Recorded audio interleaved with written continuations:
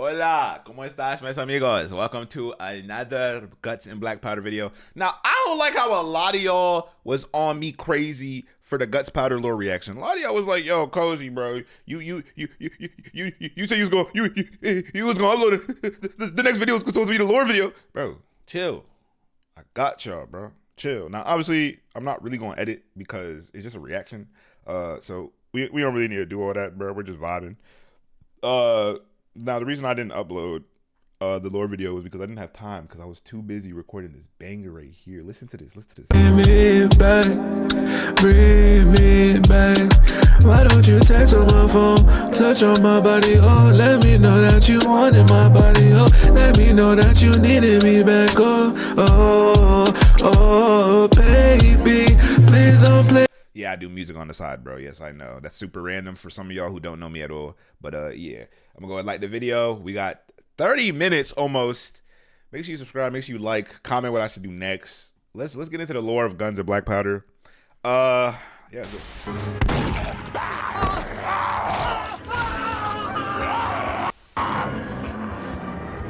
I didn't even know it had a cinematic.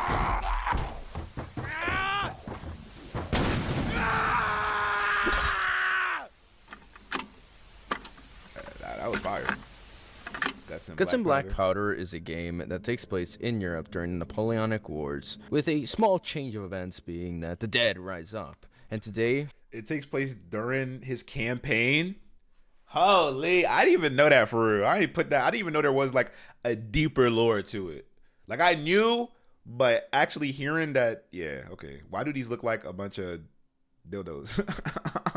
for this part 1, we're mainly going to be unraveling the story that is occurring in Guts and Black Powder. So let's get into it. Historical Before the events context of the game, everything is relatively the same as in our timeline of events when it comes to the Napoleonic Wars. On June 24th, 1812, Napoleon invades the Russian Empire to secure their position in the continental system to block trade with the UK. 4 days later, however, on June 28th, 1812. Oh, okay. So to watch this video, I'm going to have to be somewhere completely different. Let's try top left, hopefully.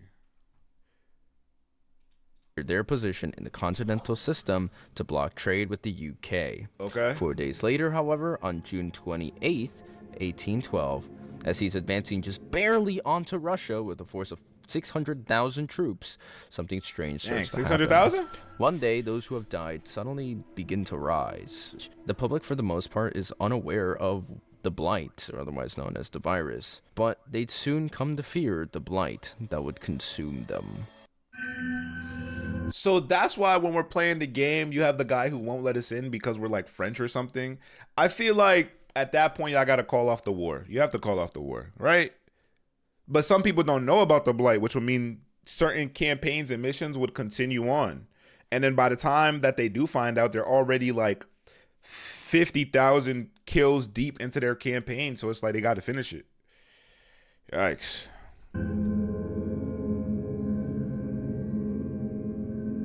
Vardohus Fortress. In early 1813, on a dark and snowy night, in the extremely isolated area of Vardo, literally, this is in Norway and it's got like 1,000 people in 2017. Anyway, a group of survivors from Sweden, Norway, and Russia bunker in as these zombies begin to attack. Napoleon's invasion into Russia at this point would have been reversed, but it is unknown where Napoleon currently is at the time. But for now, that is not our concern.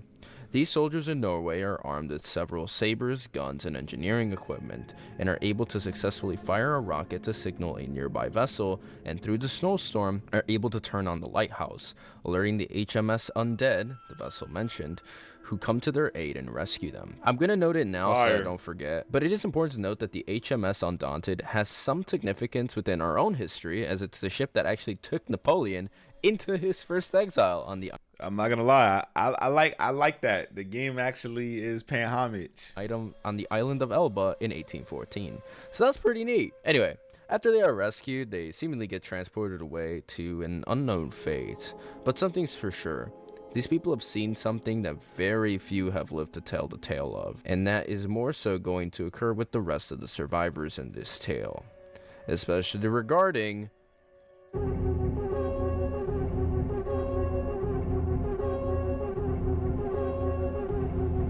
San Sebastian. Between July 8th to the 8th of September of 1813, the siege of San Sebastian begins, and during it, some British and Portuguese soldiers are taken prisoner by the French on the fortress.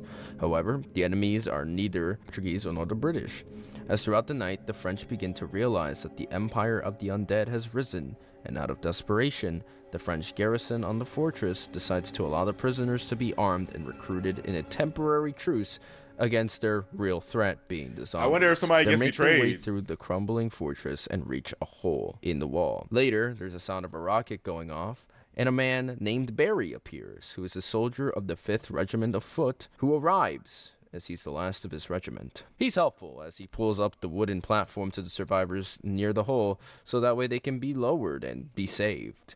However, as he's lowering it down, he's killed off, leading to someone having to sacrifice themselves to pull the platform down. With Barry's help shooting the rocket, he did end up alerting a nearby vessel to the location of the survivors, and with his help beginning to lower the platform, the survivors are able to be lowered onto the land where they have to wait for a small little ship to arrive. And where's this small little ship coming from? The HMS Undaunted. Same one? That's right. It's getting It makes busy. an appearance again. The survivors escape through a little ship, like I said, and as they approach the HMS Undaunted, that ship is the and real get on it, MVP. the British and the French troops part ways. But while on the ship, one of the survivors succumbs to the infection, and the ship becomes overrun, having killed the captain. The crew and the remaining soldiers decide to land off the coast of Spain, wherein their allies, the Spanish guerrillas, assist them by getting them along the countryside, where populations are sparse and zombies are presumed to be few. Once more, the soldiers' fates are unknown, but again, more people are beginning to survive the infection and spreading the news more and more. It's also here where we actually get our first note in the whole story from someone who was here before us. It's from Jonathan Baker, and it reads, "A few rankers passed off of consumption this morning. Perhaps they were slumbering, but they woke with a bloodlust. A poor chap got a better look at the two, and they lunged at him and ripped his throat out. Didn't tell you what happened afterwards, but more and more men became afflicted with this bloodlust. The streets are teeming Yeah, I guess they didn't have the word zombies back then, so instead of calling them zombies, you just calling them, with man-eating cannibals. Our officer has held us up in a house. To the naval frigates outside of San Sebastian, please organize an extraction effort. We've taken devastating losses, and we're in no condition to confront the French, let alone are the French in any condition to contest the cannibals roaming in the streets." That's their professional opinion, is that these zombies in this universe are so strong that a whole entire army can't take them on? Really? Dang. However, I fear the best And it's not just zombies, is it? It's like vampires too, right? course of action is to bombard these savages until they can do no harm. To any civilian who's discovered with this letter, deliver these to any of the Majesty's soldiers. This first note is found in a shattered bottle, which was intended to be thrown into the sea behind a large pile of crates at the bottom of the winch. Jonathan Baker is found dead, but his second note is simply written being, "Don't bother sending anyone. I got it all figured out." Jonathan tried to get the news out somehow. He tried to get these out to the seas to alert someone, but he's a little too late. He knows what's going on, but just can't tell anyone. Maybe in some Why can't you tell nobody? Wait, what? form of vengeance for this man, we do end up spreading the news and tell others of what's to come, but we'll hold off on that for now.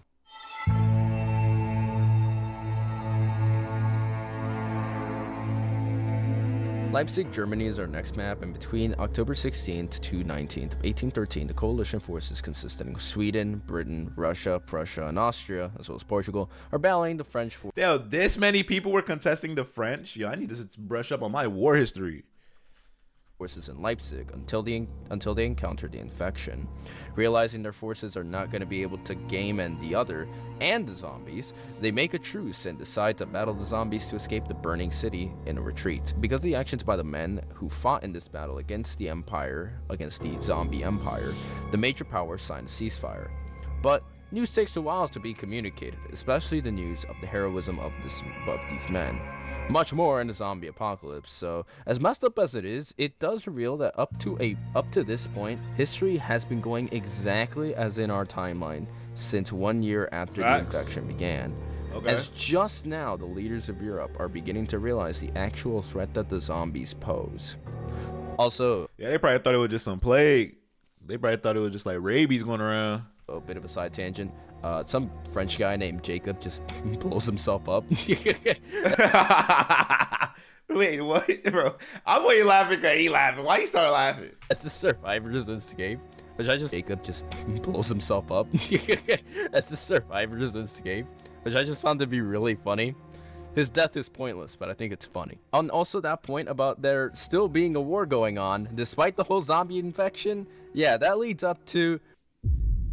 Yo, shout out bro making this video, bro. He really enthusiastic. I like the way he's really commentating. Like, he really enjoying this. It's making the video so much more enjoyable, bro. Make sure y'all go like the original video if you haven't watched it already. I mean, it already got 1 million views, and it was made last year. And yeah, so this is old, but geez, like, timeless. And if you guys want, I'm going to do these 2 videos, but if you guys want more updated lore like London, make sure you like the video. Make sure you let me know in the comments. Between December 1813 and January 1914, which would still be around a year and a half since the zombie outbreak began, and the German people, knowing that there's a blighter running around, well, they begin to start having a mass panic and hysteria. With panicked civilians thinking it was a genius idea to put a bunch of people in the cellar of the Pfalzgrafenstein castle and just kind of leaving them there. Oh, gee, I wonder what that's gonna do. Field Marshal Blücher and soldiers from the Prussian army and 1 Russian battalion and some Bavarian soldiers, because why not, arrive in Kaub because they got Napoleon on the run and they want to catch him. Realizing that for the most part the castle and the nearby town is mostly empty, save for all the zombies. How strange. They begin to loot the castle of supplies, from food to guns to whatever else they can find.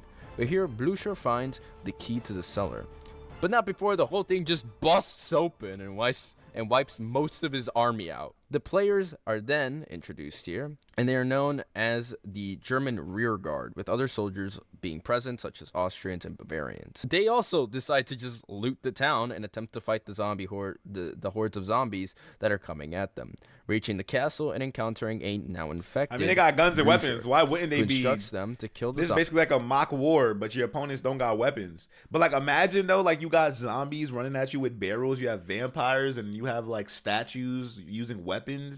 Yeah, I'm not gonna lie. These not no regular zombies, bro. Zombies in the cellar and raise the Prussian flag. Doing it for Prussia, he says. The rear guard does so, not escaping the castle, but securing it And also, during this time, Blücher does turn, and he does kill an officer that was nearby him, meaning that you kind of have to put him out of his misery. And what is this reward for the epic display of heroism? The Prussian army is largely out of action because a bunch of their elite soldiers and generals have just died. A chain of command just collapses.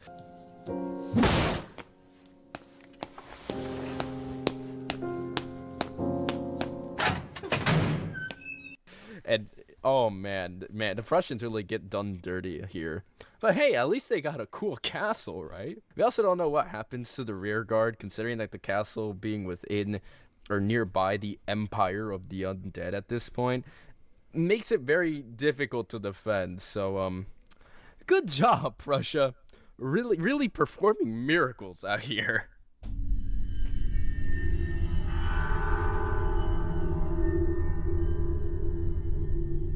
Paris begins to evacuate everyone that they can, with thousands and potentially even millions leaving Paris.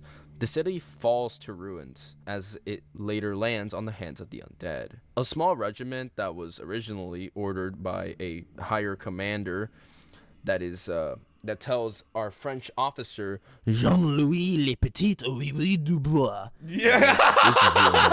is found stationed at Notre Dame, and upon seeing the players, Jean-Louis Le Petit Yo, you gotta stop, bro. Louis Dubois instructs them to defend the bridge so that his regiment can get the last few people out, and that when they can hear the bell toll, a ferryman will pick them up. It's important to note that this evacuation was originally meant for his regiment, but he seemingly sacrifices it for the players, which could imply that he's either very selfless or believes that the barricades might keep him safe, or that he might die and he just doesn't care anymore. Either or, man. But hey, it is confirmed by the developers that this man does survive, so good on him for giving us his spot. Anyway, the players end up defending the bridge, and while they do so, they can end up reading some creepy writings, such as evacuation of the elderly and weak, the dead shall walk the earth, and the most vital being, Zechariah 14:12. The verse reads as follows. And this shall be the plague wherewith the Lord will smite all the people that have fought against Jerusalem. Their flesh shall consume away while they stand upon their feet, and their eyes shall consume away in their holes, and their tongue shall consume away in their mouth. Yeah, this has some massive implications, but it mainly just goes to essentially cement that what's occurring here is indeed coming out of hell, and that everything here has a religious tie to it. Hell, even Jean-Louis Le Petit Oui Dubois has the John part, and Jean is originally a male name with Hebrew origins. Hell, even the guy that I mentioned previously in Leipzig, being Jacob, is also someone who has religious origins. So everything's back and kind of tied to Christianity in some way, with the Blight also being tied to it, as it is literally hell overrunning Earth. Upon hearing the bell toll, which, like I said, Jean-Louis Le Petit Oui Dubois promised us we'd hear, a perked up white boy with a little bit of swag transports the team out of the catacombs and into an unknown fate. At least for now, though, they seem to have escaped. Fire. The remaining 3 maps that have so far been released all take place very close to one another on June 18th, 1815 in Belgium. They're also all in endless mode, so it implies that no matter how hard you try, the conclusion of every single one of them is that those who are present there will eventually die. La Haye Saint. I'm not gonna butcher that, so I'm just not gonna try. La Haye Saint is the first on the chopping block. Here, German, English, and French forces, which mind you are all present throughout all 3 maps, fight the masses of the undead until 8:35 p.m., wherein all are wiped out. This is confirmed in the note of by Von Varen, which states, La Haye Saint has fallen. At 8:35 on June 18th, the French and Germo-English forces fell to the masses of the undead. From what can be gathered, I believe no man have escaped the grasps of the undead. What's left of our garrison has barricaded the attic. We have little time, and it seems all escape attempts will be futile. We are prepared for the inevitable. To the forces of the Huguenot, best of luck to you, and good day. No one made it, and not even Von Varen, and those who remained could only wish for the best at those at Huguenot. The forces of Huguenot fare no differently, as only a few miles away, they too are consumed by the massive wave of zombies, wiped away one by one. Here there is also a massive lore dump with a newspaper that we will discuss in the second video, but for now, just know that there's a whole lore dump. The final stand in Belgium occurs in Ligny. Though stationed, only 20 men who were heavily undersupplied. It's noted that they only had 3 bags of flour, 40 bottles of juice, and 5 bags of bread loaves. Eventually, cut off from supply and running out of them already, these men too would fall. From what can be gathered from these stories, the story of Guts and BlackPowder is a collection of tales from a bunch of different soldiers that all incur the wrath of the dead. From the French to the Prussians to the Russians and etc. Everybody in some way is battling the undead in order to somehow survive it, whilst also, at least up until 1813, battling one another. It is both a story that is sadly showing how the fall of humanity is happening just as it's about to industrialize and rise, especially at least with the technologies of guns and war, but it is also a story of defiance, especially regarding all the soldiers that we play as and see within the story. Despite everything from people dying to being converted right in front of them, everybody is still fighting and giving it a fair shot, uniting all of Europe to battle against the zombie hordes. And ultimately, whilst the story is still being written, the story that we have seen currently is that of defiance, of humanity's defiance to go down. Even against hell, they will continue fighting. Have we played as Americans yet? Because Americans have their independence by now, right? Surely they do. Let's go to part 2. Do not go gentle into that. Look at these comments. If we're through with the new mess, we know Italy and Switzerland are most likely not safe. Dang, a lot of people Dang. Oh, there's a part 3. I didn't even know there was a part 3. I'm gonna add that to the playlist, low key. Let's just watch it. All right, part 2. Good night. Let's go. Raid. No need for theatrics. Welcome back to the second part of Guts and Black Powder. So today, we got a lot to talk about, so let's just get right into it. And also, my sprites have changed. Like the evolution, I'm even spookier. I don't know how to transition from that, so we're just gonna move on. But to make it clear, the zombies are caused because they are people who have passed that have gone to neither heaven nor hell. Christianity is also essentially the one true religion in this world, and the zombies are people who passed who are going to hell, but because hell is quite literally full, they can't. So now they're forced to forever roam the earth as zombies. This is why the priests can temporarily stun them with the crucifix, as the image of God is kind of seen in the holy image, and hence they can't bear the sight of seeing it. This is also why priests don't actually turn into zombies, and why they can bless those who are infected, alleviating them from the blight should they be close to turning. Another bit on the lore is that canonically, the Ottoman Empire has collapsed, and it's pretty telling that all nations that aren't Christian are in essence screwed. So to those in the comments that wondered if other religions could alleviate the blight, they can't. This also means that continents like Africa, Asia, and portions of Oceania are in essence screwed, as any infection will guarantee the majority of the population will turn and will likely overrun the country there, and will then later on overrun the continent, causing everybody, or most people, to turn into a zombie. Now, with mentioning the Ottoman Empire, as well as the fact of the matter that everyone's basically screwed, let's get into the lore dump that was the Huguenot newspaper. I'm going to be a little bit all over the place, so just try and keep up. There's a newspaper in the Huguenot endless map that reveals more about the world's events, with it being dated June 5th, 1815. It's fairly old by the events of Huguenot, as it's 13 days before, but it's still fairly telling as to how the world is faring. So let's get into it. The first headline that we typically see is peace under unpleasing circumstances, and it mostly pertains to how the coalition and France have reached a peace after the ceasefire of 1813, which is after the events of Leipzig. It also brings up Russia, Sweden, Denmark. 13 pertains to how that we typically see as peace under unpleasing circumstances, and it mostly pertains to how the coalition and France have reached a peace after the ceasefire of 1813, which is after the events of Leipzig. It also brings up Russia, Sweden, Denmark, Norway, and Austria, and talks about what is occurring with them. With the first three, they're not doing so hot, as their communications have been dead silent for months, and it's likely that they have been likely overrun, with Russia likely losing its European holdings, rather going to its eastern sections instead. Austria is getting invaded, and so how have they not realized that the power of the Lord is the way? That means the Americas are calm then. in the short, they're not making it. We also read that Britain quickly evacuated Well, this is probably before Manifest Destiny. from So the colonies. Spain, as we feared the war had been lost.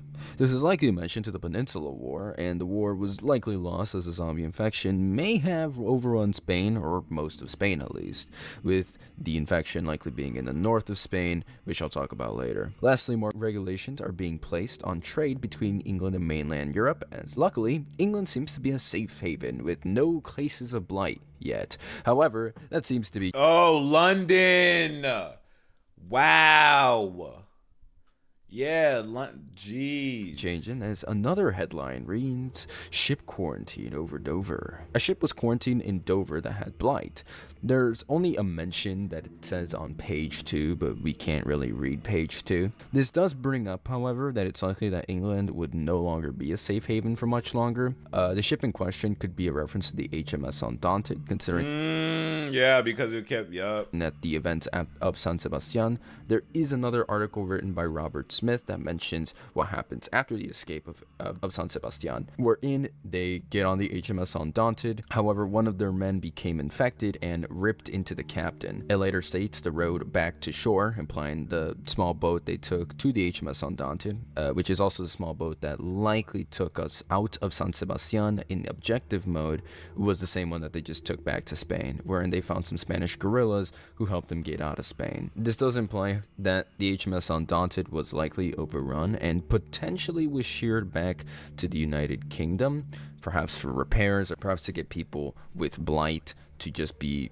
eliminated, so that way the boat could still be intact and could still be used, despite the fact that the crew and perhaps the zombies would probably be quarantined. It's kind of a gamble. We never really learn what this boat really is. My theory is just that it's the HMS Undaunted. The events that is mentioned by Robert Smith, however, also mentions Vitoria, which is a city south of San Sebastian in the Basque Country of Spain. This would make sense given there is yet another article that lists names of missing soldiers that went missing in both San Sebastian and Vitoria, which just makes this all connect like a puzzle, to be honest. So basically, covering all three articles, they tell a pretty continuous story wherein Robert Smith and the 5th Division of the British Army fought the French army in Vitoria, who escaped to San Sebastian. The French army in San Sebastian captured Robert Smith and his 5th Division, and then you cue the events of San Sebastian. It's just more okay. They later got on the HMS Undaunted, got somebody infected, and it likely got taken back to the UK with the remaining crew, gearing it back to the UK. With Robert Smith and the remaining survivors, they just gotta bless everything in the port. They gotta keep priests everywhere. Coming back to Spain, got out, and then there's just a missing list of people who are... So zombies don't die? Because based off his logic, they can't go to hell or heaven, so they just come back alive? Or I don't know. And who are just missing from the whole battle. It's pretty in-depth, and honestly, these three articles are pretty good at world building, and considering Robert Smith is in England and alive, I wonder if he'll be more of a person of significance in the lore, just like someone else who stars in the British newspaper, being James Bankman. James Bankman is the voice of reason, and in his article, he lambasts the people of the United Kingdom who don't care about the Blight, and wishes for people to know the truth and then hear the reality of what is actually occurring. This cry for acknowledging the Blight does come from the fact that many in the United Kingdom have zero clue of what's actually going on. In another article, British Army mobilizes to aid her allies. We read that Duke Wellington told the public that the Blight was a disease, not something that made people into man-eating freaks, with the public taking the disease part literally, believing that their soldiers are just gonna be like nurses in the hospital, essentially trying to heal these man-eating freaks or these sick people, when in reality they're just zombies and there's no healing them. However, part of this article also does have an anonymous tip given by someone who mentions something that would basically contradict the whole disease part that they mentioned by the Duke of Wellington, which states, the English forces are to march to the south of Brussels. There they will meet Blücher and his men, but utmost shockingly, Napoleon Bonaparte and his forces will attend with them. From there, the armies will tear through the plague and liberate Europe. So Napoleon is supposed to be the one to come through and end this all? He gonna be the one that's gonna push the zombies back?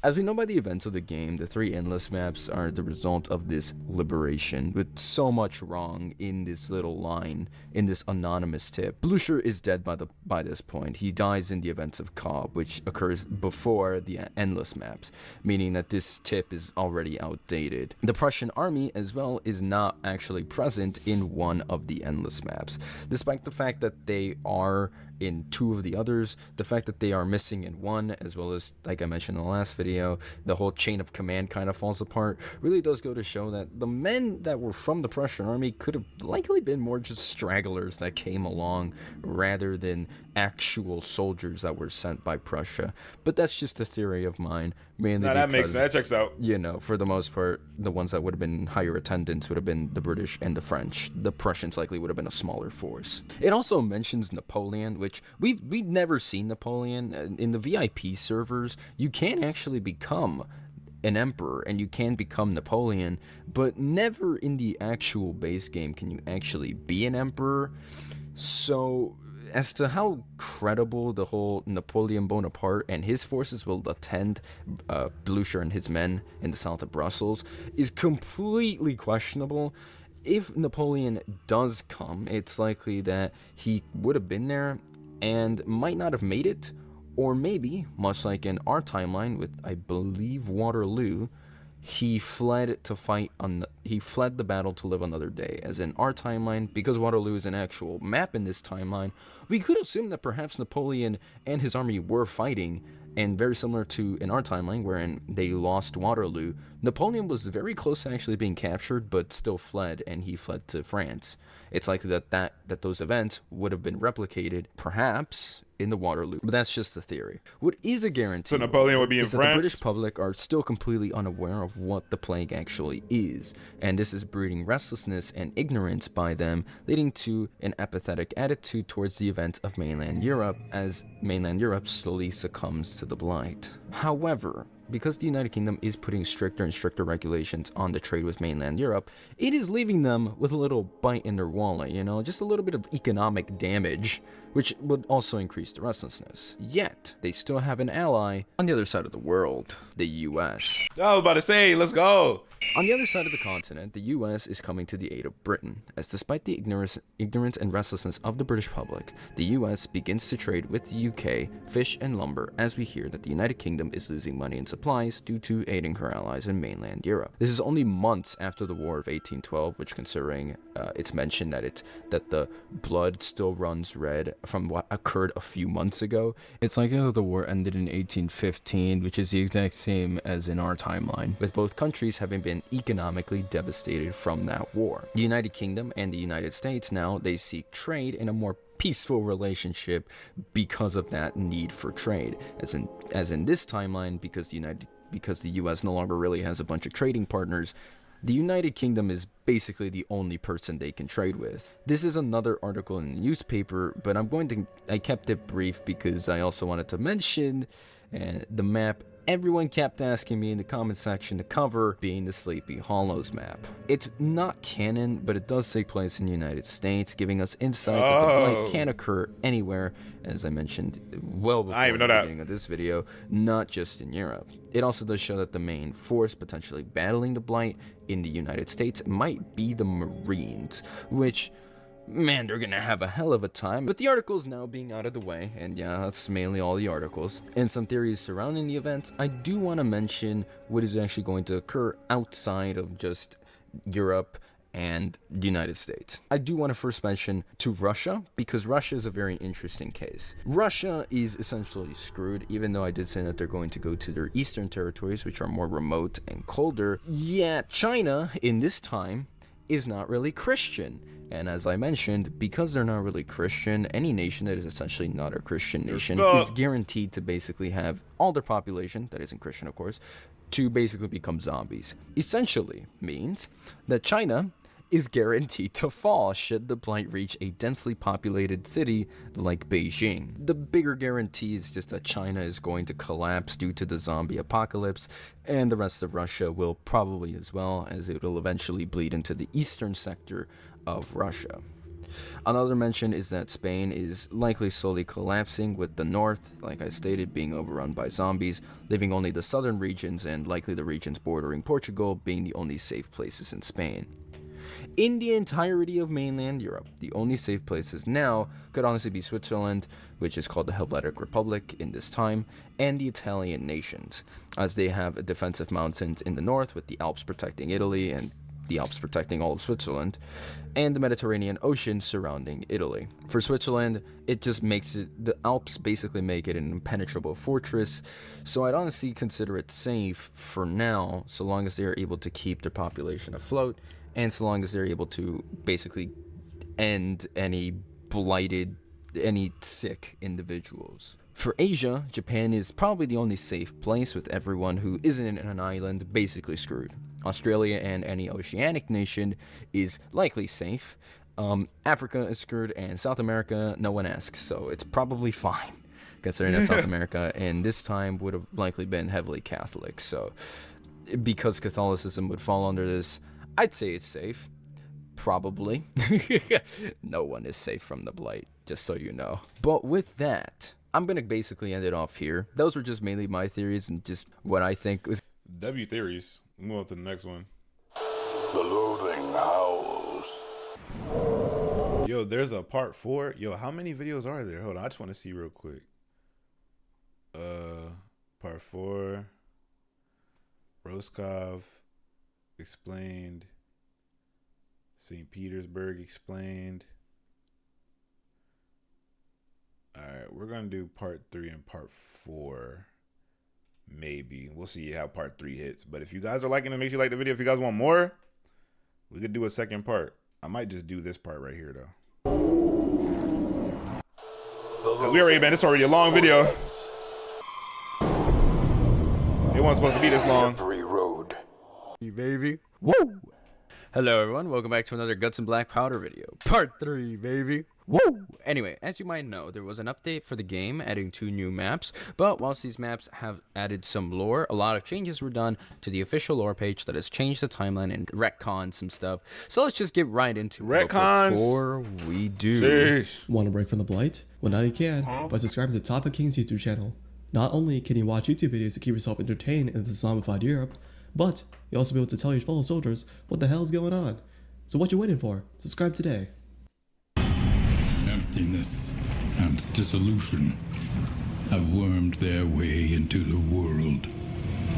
Berezina is the newest map added in Guts and Black Powder that is different from the rest, as it's known as a holdout mode. Holdout mode, as of current, seems to just be a mix of endless and objective, as it has a lot of zombies come in waves and such, whilst it has the objective of building the bridge to get to the other side. Berezina, in terms of lore, currently is the first map chronologically, and takes place on November 28th of 1812. Oh, that's the first, The map okay. mirrors the Battle of Berezina, where Napoleon was retreating from Russia as the Russian army began to advance on them. Here, though, the Russian army isn't the enemy, but instead the undead hordes are, as you play soldiers tasked with building a new bridge to cross over the icy river of Berezina, ordered by Claude Victor Perrine. This is all because, as the official lore states, as French forces retreat, a trigger-happy Frenchman blows the initial bridge across to Berezina. Once you build the bridge, the French 9th Army Corps retreats and a wagon comes to pick up your team. The map ends upon completing that objective. In this new map, there's a note that states, "I write so as not to drift to sleep, the slipping away from this fire. This is no pass to be made across this forsaken river. We have been abandoned and left to smolder. We are men of Victor's 9th Corps, and but stragglers from the former bridge encampment. The bridge was built and destroyed by a trigger-happy fool. Now we wait for the Cossacks to split us open and eat us alive." Victor believes the construction of yet another miraculous bridge construction. I see no such conclusion. I fear I won't make it through this bitter night. I feel my strength wavering. The bodies of the stragglers have washed up upon our new encampment. They look dead yet still hunger. That is for the flesh of their brothers. Whatever affliction drives them is horrifying. They cannot be trusted. They cannot be reasoned with. Every hour we lose more to them. If dark frost doesn't end it, they'll pull you away, and that is it. The note is just a nice explanation as to why we're in Berezina to begin with, but also tells us about the undead, as no one really knows what's going on with them, only that whatever is making these their brothers crazed is kind of horrifying. It's also mentioned that zombies are washing up, and from what we can see, yeah, they're pretty resistant to the cold and Yeah, even that's nuts. water. That's a crazy So much feat. so that they walk at the same speed on water compared to a player, which if you walked on the water, you would be slower. But with this note, it doesn't really provide much story than what's already been explained. But everything, we'll talk a little bit about how this plays into the bigger role of the entire story and lore later. But for right now, let's move on to the next map that was added, the Tyrolean village. Another nameless city. Another inferno of mutilation and madness. This is crazy. Finally, a Bavarian. I'm just locked. Usually, if y'all know my reaction, y'all know I'd be talking, but I'm locked. Thank God for the Bavarian representation, because this Trying to free really learn. state, nation state, whatever you want to call it, is just too good to not have had a map. Anyway, the Tyrolean village is an endless map situated on the mountains. It doesn't seem to have any real-world battle attached to it, as the day it takes place is April 26, 1814. And doing some research, I wasn't able to find anything that occurs in a certain Tyrolean village on that day. And the village just seems to be a pretty generic one, given that it has no real name or specific name attached to it in comparison to something like San Sebastian, the Fortress, Berezina, Kaub, etc. In context to the lore, the village makes a lot of sense, considering it's one of many villages that both the Bavarian and Austrian forces found through their trek in the Alps that was abandoned. It seemed the plan was to go north of the Alps, then disperse into the Germanic land, but that didn't really fall through, with the undead surrounding them from all angles, except the west. The only option left of the surviving armies was to make a final stand and quite literally die on a hill. There is also another letter here, Man, the devs are being very generous today with us, aren't they? But it talks more about the current situation in Germanic land, and it's to basically say everything in Germany is looking pretty hopeless. The letter goes, it's been just days since we passed through Württemberg. They surround us on all sides, north, south, east. That was an ugly laugh. My What fault, little bro. command remains has the goal of passing through the Alps and spitting out up north. It has certainly worked for the Austrians. My whole thing is like, how has people not figured out that Christian nations fall slower than non-Christian nations? And how have priests not stepped up to the plate? Like every single squad needs a priest. I don't know how you say Ostreicher. I don't know. But I fear the worst for my dearest Baron. There weren't as many of them in Württemberg. Stuttgart was gone. We've come across few in the mountains, but every town we marched into is desolate. I pray every night that this evil doesn't reach the streets of Munich if it hasn't already. It's as if every day half our manpower is lost, either by their brute force or their sickness catches up to one of us. As of the time of writing, we've found ourselves settling down in one of the many vacant villages. The villagers are long gone, perhaps weeks. The dried, blood-stained walls indicate that this village too fell victim to the pestilence. We can hardly forage to keep ourselves fed. The scouts, jaguars, I don't know. The scouts push through the pass and believe they've spotted a giant mass of them marching. They figure if we can keep our presence here silent, they'll pass through without issue. I've come a long way, and I've fought this evil since Russia. I know they don't abide by their senses. They'll trudge their way through this town and find us regardless of our hiding. It'll be a massacre. I write this note with the belief I'll be dead by tomorrow. I don't plan to desert. I'm tired of running. The others are still oblivious, believing they'll pass through without a hitch. I will defend this village with my life. So instead of giving them this warning and telling them and letting them be able to make the decision, this guy decided, well, no, we're all dead. Why would you do that? That's crazy. Surely we'll all fall. When we do, I hope we'll break even and make a greater dent to their numbers. Final regards, Erdhard Dentlinger of the 5th Precinct. Württemberg is likely a reference to the Kingdom of Württemberg, which existed west of Bavaria, which had joined the Confederation of the Rhine. It seems that it's not doing so hot, and many Bavarians didn't make it there. Stuttgart, the capital of Württemberg, is gone, and likely just means that the capital has fallen. After that, it's said that our current group, the army that we play as in the game, is slowly dying out, and that's what's worse, is that there's a huge wave of undead coming. Their best hope seemed to just have them pass by, but our boy Erhard knows better, and knows that they'll come after them. But he's tired of running, so he'll face them anyway. Erhard concludes with acknowledging that he'll be dead by tomorrow. But how does he know that they're gonna find him regardless? Like what? Bro, these are some souped up zombies. From Russia to here.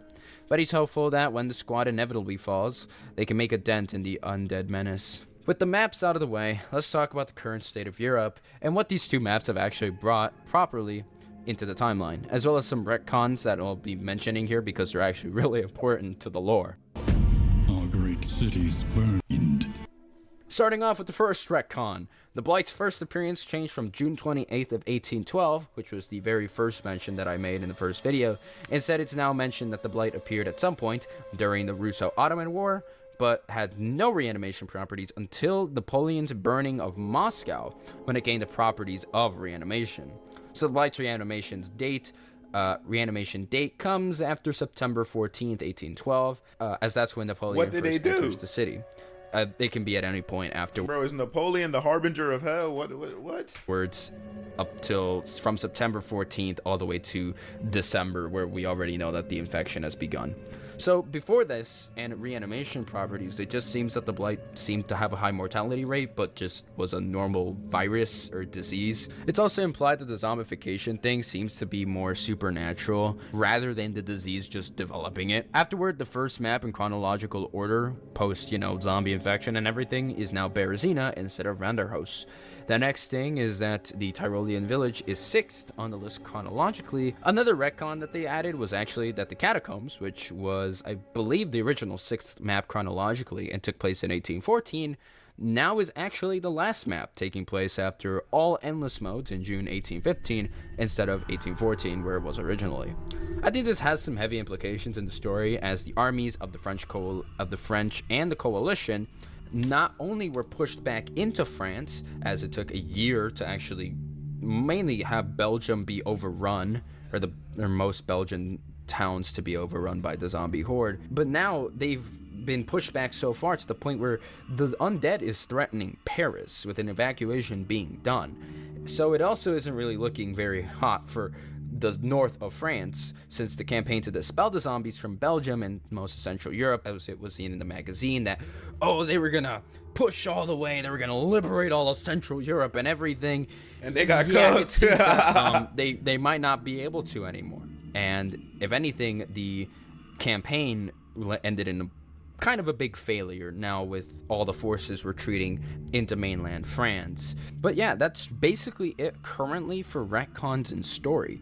But it's not the end, because I have to address literally everything, and the next thing I want to address is finally the things I got wrong from my previous videos.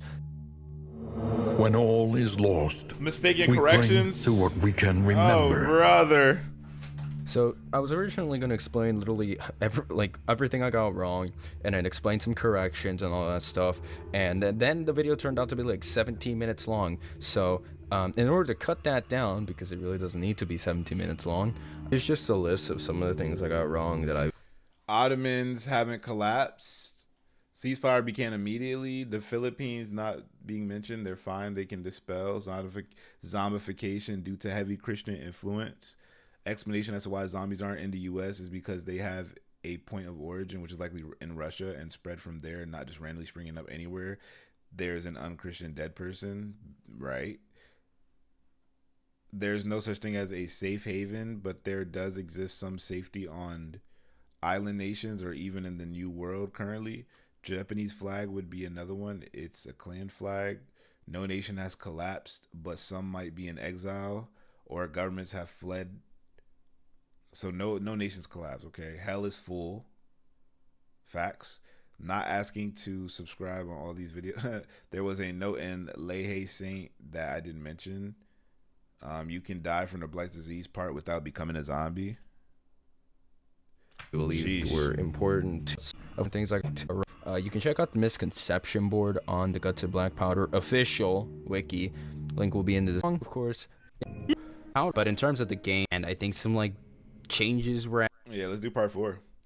But I won't do these extra maps. You guys want some more Guts in BlackPowder lore? Make sure you guys like the video. Let me know down below in the comments, bro. But we are gonna watch part 4 because I'm into it, and why not?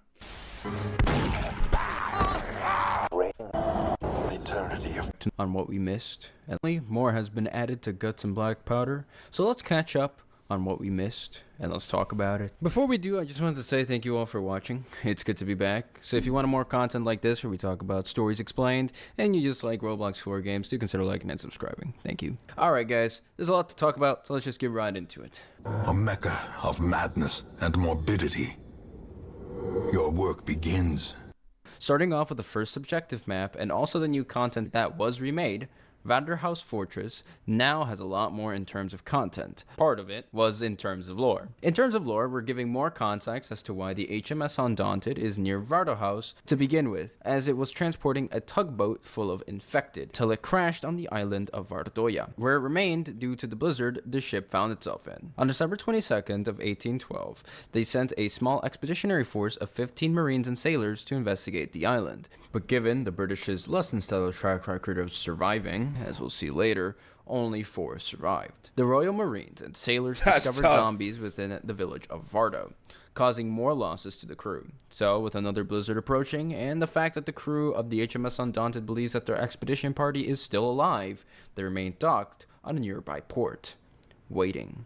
2 days later, on December 24th of 1812, we also see the fact that the Danish are there in Vardo, holed up in a house on the fortress, but they decide to escape and try to signal any potential help out there. It is interesting to note that in the remake, it is now exclusively the Danish, and there's no longer any Swedish or Russian troops, as when compared to the original Vardohus Fortress. Regardless, like in the original, you and your team have to dig your way through the snow and make it to the church, where you must ring the bell to alert the HMS Undaunted, who signals back as they believe that it's their expeditionary party. The surviving Danish then light the lighthouse, and the HMS Undaunted goes to help them escape, wherein another change is made. Instead of there being 3 little guys on the side of the ship, now it's actually the dead players who get to play as the crew, which is pretty cool and makes sense in terms of lore, given the fact that the HMS Undaunted is a massive ship and having 3 people there makes no sense. It is also added that the events that happened in Vardohus were actually kept confidential until 1815, where scientists and investigators began checking the place out. Nah, that's among nutty. other things, they found a shambler alive and well, trapped in ice. These investigators returned to Copenhagen in 1815, wherein they're going to be in for a wild ride there. But we'll get into that shortly. There's also 2 notes listed on the official lore that are not super revealing in terms of lore. One is a sailor's diary that notes the names of the people in the expeditionary party and just the winds and what's going on, and just stating the fact that the ship is docked. The other is the HMS Undaunted medical records, which the only Cat knocked over the are mic. like 3 names. Mark Hamilton and Canton MacDonald both are not stated on whether or not they have been discharged or died, which just means that so they're just still on the ship and going to San Sebastian later. Yippee! Let's hope they don't die. Particularly though, Mac McDonald apparently was dealing with episodes of paranoia and insanity while on the island, which I thought was kind of interesting. We don't have a lot of information as to why that was, but kind of giving an educated guess. It seems like, seeing people eat each other and, zombies coming to life, not a very good recipe for your mental health, so I kind of like to think that Canton MacDonald just kind of did a 1,000-yard stare, and that's what led him to insanity. But with that mainly ends Vardohus. We'll talk a bit about more of what this implies in the lore later. A lot of it is in 1815. For right now, let's talk about the big thing I missed that came out shortly after Part 3, Copenhagen. Women and men, soldiers and outlaws, fools and corpses. All will find their way to us now that the road is clear.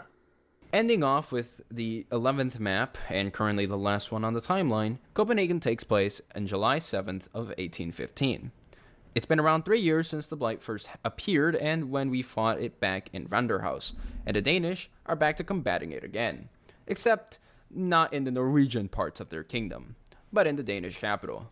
Before the events of Copenhagen take place, on July 5th of 1815, a newspaper talks about the current state of the world as the communication lines with the German states, that being the Rhineland and Prussia, have been non-existent, hinting that for the most part, the Blight controls many of the regions in Central Europe and many of the Germanic states' territory. In addition, Prussia lost their capital, and Berlin has also fallen, with whatever remaining Prussian troops aiding the French in the northwest. This is also where we start to see the beginnings of divisions in the coalition against the Blight, as the UK uses their mobilization and help as a bargaining chip to make France reorganize the Benelux into the Kingdom of the Netherlands, which makes Napoleon less than content. The British also want the Danish to help them out, but the king basically went nuh-uh when asking about aid, and in response the UK said that Denmark isn't pulling their weight, ignoring the fact that they're using the Blight as a political bargaining chip. Also, Holstein was overrun, and the fortifications Denmark had against the zombie horde are beginning to crumble. On this newspaper as well, there is a mention of the investigation crew that went to Vardo, and they talk about the zombie trapped in ice before being cut off abruptly. On July 6th, another newspaper can be seen. Here, the remaining ships from the expedition come back, wherein it is stated that they buried the dead soldiers found on Vardo. This is also where 2 big theories arise as to how the Blight spread there, as it somehow remains a mystery. The first is Dr. Johann Berling, who believes that the plague can't spread through air, and the other is Karl Dahl, who believes it can, and as such, the bodies of the deceased can spread the infection of the undead. The last part that I find the most interesting is a retelling or recounting of Louis Blaine's experience of the Anglo-French stand against the Blight, and how dire the situation actually is in France. It's mentioned that his division or group were ordered to move to Huguemont, but the order was cancelled, which led them to avoid an endless mode against the undead at the farm. Instead, they were positioned on the British lines, but the lines didn't hold as they began to be very much overrun by the undead. The British had essentially cowered away, and had it not been for those at the farm, providing a distraction by lighting the corpses of the undead on fire, Louis and the remainder of his men would probably not have survived, given the fact that, well, the British are gone and they're the only ones left with a bunch of people dying. This does highlight they getting busy though. Important and how doomed Huguemont was, because it saved a lot of people outside of it. Even if everybody at the farm was going to die eventually, they held out long enough to actually save a lot of people from the front lines. And they did their job. That's what a soldier's supposed to do, bro. I ain't gonna lie. I mess with the Danish in this story. They doing what they doing what they got to do. I mean, they lose sometimes, but it looks like a lot of them are getting stuff done versus other, like the Russians are getting cooked. In the end, a lot of soldiers from the division or the group that Louis is from believe that foul play was suspected on the side of the British, and two theories prevailed. With the first one being that we're actually routing the zombies to go to Paris, while others... Nah, that's grimy. That's what they're doing? Bro, in this world, like, obviously I know it's gonna get scary, but yeah, I mean, if you're in war and you have all these zombies coming through and you have your general population and you trying to get rid of another nation on the low anyways, because, you know, there was a big war just going on in Napoleon, why not send them all over there? Where's Napoleon, bro? Think that the British were trying to swarm the Imperial Guard as a form of encirclement, showing how distrustful the French are of the British now. The last and final newspaper takes place on July 7th of 1815, and it is also the day where the events of Copenhagen take place, wherein the last newspaper is a notice for the people to mobilize as the Blight is in Copenhagen. It calls for all able-bodied men to enlist and for non-combatants to quarantine themselves inside their homes. It's also here where quarantine was put in place for Copenhagen by the Royal Navy. However, as the hordes came, the British essentially don't want anyone to leave Copenhagen, bombing the city to ensure the quarantine stays in place. During all of this, we play as the Danish soldiers and the National Guard who, were mobilized, who are attempting to make it to a boat in Copenhagen to escape the quarantine. They have to go on rooftops and such, and also have to put out fires on the way there. But once they make it through that, and all the zombies that come along with it, they finally find a boat that they can get on, and they take it onto the small river that they have, or a small canal, where they also have to face zombies getting on the boat, showing that zombies have... The zombies can swim, they can walk on water, what's going on? Some capacity to swim, or at least get on these things. And it's really concerning because they can pull you away into the water and you will never be seen again. The zombies are not the only thing that actually, try to kill you in the water, as later a British brig sloop shows up and tries to kill you to ensure that you do not make it out of the quarantine, to which the Danish soldiers have to blow it up and shoot it down. One shot down, the ship blows up, and everybody on the ship dies. Nah, the Danes are different. But the survivors actually escape quarantine, to where it is currently unknown, but likely to Norway, as it seems like it's doing better for itself than anywhere else in the world. Yeah, right. Beyond this, there were also some small changes that I noticed. In Berezina, a small update that I thought was pretty cool was that Poland is now actually a thing, and Bavaria is part of the map, wherein I believe the French were the only nation there originally. So that's pretty cool. There's also the Blocks event. It's not canon. It looks pretty interesting. There's not much to say about it just because I didn't play it. Anyway, let's talk about the end to all things Guts and BlackPowdery. The lore. Ruin has found you at last. Starting from the first objective map chronologically, Vardohus gives us about the same to offer us as it did originally, but to be honest, it is interesting to note that we don't see Sweden or Russian anymore. In terms of lore, based on the information the researchers get from Vardo in 1815, the fact that a zombie is alive and trapped in ice is kind of terrifying, as it cements that the undead are extremely cold resistant, which yes, we saw in Berezina, but it is to the degree that they will literally be able to be frozen in very long times and very long stretches of time in ice, which could be a way for the virus to preserve itself maybe hundreds of years from now. Another thing I did want to note was the return of people to Vardohus Fortress. Actually, as we hear that the research groups go to Vardohus Fortress again to actually investigate what happened there, meaning that the zombies that were in Vardohus Fortress just disappeared and there's no mention of them. Granted, it's been 3 years since the events of the map, but it's interesting to note that there are no mention of zombies, making some areas like Vardo potentially good places to escape to again, due to the likely minimal presence zombies have there. Beyond that, the lore we get in Vardohus Fortress is pretty scarce, and it's not really surprising given that it is a revamp on the map. So moving on to Copenhagen and the current status of Europe in 1815, it honestly seems like everyone is pretty distrustful of the British. The UK has basically forced the French's hands into creating the Kingdom of the Netherlands in order to help them. It's theorized that they were trying to sabotage the French in the Anglo-French offensive, and they did proceed to bomb Copenhagen into rubble in a quarantine, even going so far as to attempt to sink the ship our survivors are on. All in all, the British are proving themselves to be very distrustful and using the Blight to take advantage of their enemies. However, they are also keeping the Prussian king and the royal family safe by allowing them to London, where they are probably a government in exile. But from where I see this, it seems as if division and factionalism is beginning to slowly tear the powers of Europe apart, as each will try to use the Blight to get their own interests, whether that be gaining land, influence, or power. If you'll let me indulge a bit into another game for an example of this, Frostpunk 2 is kind of the closest comparison I have to this. Several factions try to win your political support to forward their own agendas, even as the storm, which is a massive snowstorm that engulfed the world, still remains as an ever-present threat to literally everyone's survival.